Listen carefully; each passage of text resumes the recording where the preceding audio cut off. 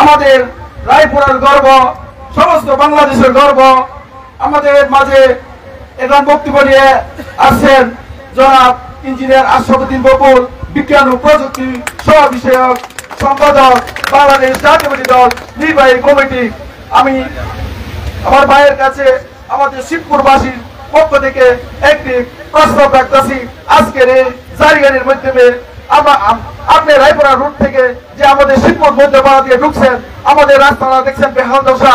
এই রাস্তাটা যাতে আপনাদের আপনার দৃষ্টিগোচর হয়, সেদিকে যাতে আপনি দৃষ্টি রাখেন। এরপরে আমি আমার বক্তব্য শেষ করলাম। এখন আপনি আপনার সংক্ষিপ্ত বক্তব্য পেশ করেন। বিসমিল্লাহির রহমানির রহিম। 10 মুহররম পবিত্র আশুরা উপলক্ষে আয়োজিত আজকের এই অনুষ্ঠানের সম্মানিত সভাপতি জনাব মোহাম্মদ শামসুল হক সাহেব, এবং আমাদের মধ্যে উপস্থিত হবেন আমাদের এই অত্র এলাকার কিছু সন্তান মহসিন হোসেন বিদ্যুৎ সাহেব, এবং এখানে উপস্থিত আছেন আমাদের রায়পুর উপজেলা বিএনপির সম্মানিত সিনিয়র সাধারণ সম্পাদক হাবিবুর রহমান হাবিব, সাবেক যুবদল আহ্বায়ক আমাদের আলতাফ, এবং আরো উপস্থিত আছেন আলমগীর, আমাদের এই অত্র এলাকার কিছু সন্তান রায়পুর উপজেলা বিএনপির যুগ্ম আহ্বায়ক, এবং আমাদের উপস্থিত আছেন আরো হাবিব মাস্টার, তারপরে শান্তি ভাই, পাশাপাশি আছেন আমাদের এই ইউনিয়নের বিএনপির সভাপতি মহারম ভাই, এবং আরো অনেক নেতৃবৃন্দ আছেন। সম্মানিত নেতৃবৃন্দ, আমাদের আরেকজন নেতা আছেন যিনি নীরব নিবৃত্তে সবসময় কাজ করে, গত আন্দোলন সংগ্রামে একটা খুব ভালো পারফরমেন্স দেখাইছে এবং কাজও করছে। আমাদের এই কাউসার সবসময় সে পরিশ্রম করে যায় দলের জন্য, তার জন্য হাত তালি হয়ে যায়। হ্যাঁ, শ্রমিক দলের আমাদের সভাপতি মানিক, সে কঠোর পরিশ্রম করেছে গত আন্দোলন সংগ্রামে, আমরা দেখেছি। এবং শাহাদাত, এরকম ভাবে আমাদের অনেক নেতৃবৃন্দ আছে। শাহাদাত অনেক পরিশ্রম করেছে দলের জন্য এবং কাজ করে গেছে সবসময়। তা আমাদের নেতৃবৃন্দরা অনেকে আছেন এখানে। আমি আমাদের মা বোনদেরকে উদ্দেশ্য করে বলবো, এবং আমাদের ভাইয়েরা যারা আছেন এখানে, আসলে আমরা আজকে যে উপলক্ষে এখানে এসেছি, আসলে সত্য কথা বলতে গেলে আমাদের হৃদয়ে রক্তক্ষরণ হয়েছে সেদিনই, যেদিনই কারবালায় আমাদের ইমাম হোসেনের জীবন বা ওনাকে শহীদ করেছিল, ওনাকে খুন করেছিল, ওনাকে মেরেছিল। আর আমি মনে করি যারা ভেবেছিল ইসলামকে ধ্বংস করে ফেলবে, তারা কিন্তু ধ্বংস করতে পারেনি। তারা ভেবেছিল ইসলাম হয়তো বা নষ্ট হয়ে যাবে, ইসলাম হয়তো থাকবে না, কারণ আমাদের মহানবী সাল্লাল্লাহু আলাইহি ওয়াসাল্লামের পরে যদি কোনো উত্তরসূরি না থাকে, হয়তো বা সেই ধর্ম থাকবে না। কিন্তু আজকে দেখলাম, আমরা কি দেখছি, এই 1450 বছর পরেও এই ইসলাম দিন দিন প্রচার হচ্ছে, দিন দিন ইসলামের পরিধি বাড়ছে। আমাদের ইসলামের ধরেন কেউ মারফতি লাইনে যেতে পারে, কেউ শরীয়ত লাইনে যেতে পারে, এক একজন এক এক পন্থায় থাকতে পারে, কিন্তু ইসলাম আমাদের একটা বড় একটা ছাতা। ইসলাম এমন বড় একটা ছাতা, ইসলামের আলোকে আমরা থাকছি বলে আজকে সমাজে আমরা ভালো থাকতে পারছি। ইসলাম আমাদের একটা সুন্দর এবং পথ প্রদর্শক হিসেবে কাজ করে। কোরআন আমাদের সর্বশ্রেষ্ঠ গ্রন্থ, এবং ইসলাম আমাদের সর্বশেষ ধর্ম।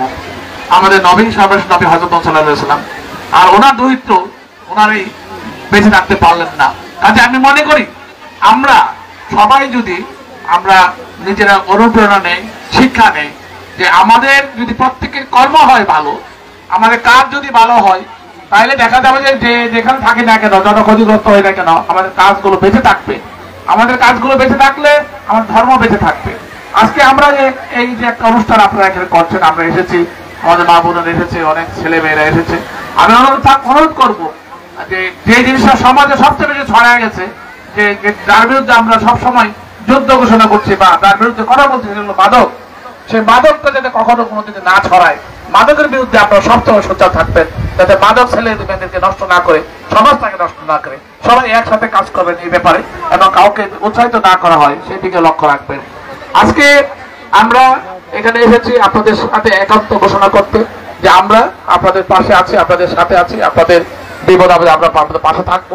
এবং আগামী দিনে যদি আমি নির্বাচিত হতে পারি, আমার বিএনপি দল যদি ক্ষমতা আসে, আমরা যদি দানের নিয়ে আমরা নির্বাচিত হতে পারি, তাহলে অবশ্যই এই বাঁকড়া ইউনিয়ন আমাদের বিএনপি ঘাঁটি, এই বাঁকড়া থেকে আমাদের উন্নয়নের যাত্রা শুরু হবে ইনশাআল্লাহ। এবং আমরা দেখেছি যে রাস্তাতে আমরা এসেছি, এই রাস্তাটার উন্নয়নের কোনো কাজ হয়নি। হ্যাঁ, আমরা আমাদের যেসব ইউনিয়নগুলোতে আমাদের বিএনপির ঘাঁটি ওইসব ইউনিয়নে আমরা দেখেছি, ওইসব গ্রামে আমরা দেখেছি। রায়পুরাতে সাবেক এমপি, আওয়ামী লীগের ফ্যাসিস্ট এমপি, সে কিন্তু কোনো উন্নয়নের কাজ করেনি। কাজে আমরা আমাদের লক্ষ্য রাখবো এই কাজগুলো সবার আগে করা, এবং আমি মনে করি এই রাস্তাটার কাজটা অতি দ্রুত আমরা ধরবো এবং প্রশাসন থেকে আমরা ব্যবস্থা করে দেবো ইনশাআল্লাহ। সবার কাছে অনুরোধ থাকবে একটাই, যে আপনার যোগ্যতার মাপকাঠি যাচাই বাছাই করে দেখবেন। কারণ আমি তো আপনাদের পরিবারের সন্তান, আপনাদের বাড়ির সন্তান। আমাকে আপনার ছোটকাল থেকে অনেকে দেখেছেন, অনেকে যারা মর্যাদা বাজারে গেছেন এখান থেকে। আগে তো এই বাজারে তো প্রসিদ্ধ ছিল না, আপনারা সবাই জানেন, আপনার বাবা মাকেও জানেন, সবাইকে চিনেন। আমি বক্তব্য বেশি দীর্ঘায়িত করবো না, আমি শুধু এতটুকু বলবো, আপনারা অনেক মা বোনেরা আছেন, আমার মার কাছে গিয়ে আপনারা কোরআন জানাতে শুরু করে ইসলাম ধর্ম অনেক কিছু আপনারা শিখতেন বা আলোচনা করতেন। কাজী এই জিনিসটা মাথায় রাখবেন যে আমি কেমন পরিবারের সন্তান, আমার কাজ কিরকম হতে পারে আপনারা ভালো করে বোঝেন, অনেকে জানেন। তো আমি মনে করি বিএনপিতে যদি এরকম আরো লোক আসে, সারা বাংলাদেশে যদি প্রত্যেকটা আসনে এরকম লোক হয়, আমরা সবাই মিলে বাংলাদেশটা বিএনপি ভারপ্রাপ্ত চেয়ারম্যান তারেক রহমানের নেতৃত্বে একটা সুন্দর, উন্নত এবং মানবিক বাংলাদেশ করতে পারবো। আপনারা জানেন এই 3টে ইউনিয়ন, লোকারচর, বাখরনগর, মরজাল, 3টে ইউনিয়ন শিবপুরে চলে গিয়েছিল। সেই 3টে ইউনিয়ন আমরা কিন্তু মামলা করে, যুদ্ধ করে, এই এলাকার অনেক সন্তান আমার সাথে ছিলেন, আমরা কিন্তু সেই নির্বাচন কমিশন থেকে এটা আমরা রায়পুরাতে ফিরিয়ে নিয়ে এসেছি। আমি যখন আমার ক্ষমতা ছিল না তখনই যুদ্ধ করে করেছি, এখনো ক্ষমতা আমাদের নাই, আমরা ক্ষমতা আসি নাই, তারপরেও বলছি যে এই রাস্তার কাজ আমরা করাবো ইনশাআল্লাহ। কারণ আমরা জানি কিভাবে করতে হবে, সমস্ত ইঞ্জিনিয়ারিং প্রকৌশল যা আছে সবার সাথে আমাদের সুসম্পর্ক আছে। আমরা জানি আমরা কোনো ভালো কিছু রিকোয়েস্ট করলে ওরা না করে পারেন না। তবে আমার দল ক্ষমতা আসলে আমি মনে করি আমাদের প্রত্যেকটা এলাকা আমরা সুন্দরভাবে সাজাবো, এবং স্কুল, কলেজ, মসজিদ, মাদ্রাসা এবং যত সব মাজার আছে সমস্ত কিছুতে আমরা সুন্দরভাবে একটা পরিবেশ সৃষ্টি করবো। যে যার কাজ তার মতো করে কাজ করবে, যে অন্য ধর্মের সে তার কাজ তার মতো করে করবে, আমরা কেউ তার বিরুদ্ধে যাব না। প্রত্যেকটা ধর্মের লোকেরা যার মতো করে কাজ করবে, প্রত্যেকটা মাজারে তার মতো করে কাজ করবে, প্রত্যেকটা মাদ্রাসা, মসজিদ সবকিছু তার মতো করে চলবে। কাজে আমি মনে করি এই সুন্দর এই সহাবস্থান সৃষ্টি করার জন্য আমার পক্ষ থেকে সবসময় সমর্থন থাকবে। শুধু আপনারা এই সমাজে যারা খারাপ কাজগুলো যাতে না হয় সেদিকে আমরা লক্ষ্য রাখবেন। আমরা ভালো মানুষ, ভালো থাকবো, সমাজটাকে ভালো করব এবং সুন্দর একটা বাংলাদেশ গড়ে তুলবো, যেখানে আমাদের ছেলেমেয়েরা চাকরি পাবে, ছেলেমেয়েরা ব্যবসায়ী হবে, ছোট ছোট ব্যবসায়ী হবে, উদ্যোক্তা হবে। আমাদের বিএনপি ভারপ্রাপ্ত চেয়ারম্যান তারেক রহমান চাইছেন প্রত্যেকটা বাড়িতে যাতে একটা একটা করে ব্যবসায়ী গড়ে ওঠে। আর চাকরির জন্য যাতে গিয়ে ঘুরতে না হয়, সে তার ঘরে বসে বসে যাতে জিনিস উৎপাদন করতে পারে, ঘরে বসে যাতে জিনিসপত্র সে ঢাকা শহরে সারা বাংলাদেশে বানাতে পারে, বিদেশে রপ্তানি করতে পারে, সেই পরিবেশ আমরা সৃষ্টি করব। আমরা চাকরি নিয়ে চিন্তা করব না যে একটা মানুষকে চাকরি দেব, কিন্তু উনি বলেছেন 1 কোটি লোকের কর্মসংস্থান সৃষ্টি করবেন 18 মাসের ভিতরে। ক্ষমতায় আসার পর 18 মাসের ভিতরে উনি 1 কোটি লোকের কর্মসংস্থান সৃষ্টি করবেন। এই যে চিন্তা, ওনার চেতনা, ওনার ভালোবাসা, ওনার চাওয়া, সেটা উনি বাস্তবায়ন করবেন। আর আমরা সবাই মিলে সহায়তা করবো, তাতে করে আমরা দেখা যাবে যে আমাদের প্রত্যেকটা গ্রামে গ্রামে অনেক ছেলে ছোট ছোট ব্যবসায়ী গড়ে উঠবে। আমরা ব্যবসায়ী তৈরি করব, নিজের পেয়ে দাঁড়ানোর ব্যবস্থা করব, সেই সুযোগটুকু আপনারা আমাকে দেবেন। আমি নির্বাচিত হয়ে ইনশাআল্লাহ প্রত্যেকটা বাড়ি বাড়ি গিয়ে আপনাদেরকে সেই সুযোগ সৃষ্টি করে দেবো, যাতে আপনার ছেলেটা বিদেশ যেতে না হয়, বাংলাদেশে থেকে বাংলাদেশের উন্নয়নে কাজ করতে পারে, আপনার পাশে থেকে সে ব্যবসা করতে পারে এবং পাশে থেকেই সে আপনার পরিবারের উন্নয়ন করতে পারে। আমরা সেই সিস্টেম করবো। সারা জীবন আমরা বিদেশে গেছি, আমরা কামলা দেবো না, বিদেশে গিয়ে পরিশ্রম করবো না, আমরা দেশে আমাদের সন্তানদেরকে আমরা নিজের পেয়ে দাঁড়ানোর মতো সেই ব্যবস্থা সৃষ্টি করবো। এবং বিএনপি ভারপ্রাপ্ত চেয়ারম্যান তারেক রহমান কিন্তু সেই প্রতিশ্রুতি দিয়েছেন এবং সেই সুবাদে আমরা কাজ করছি।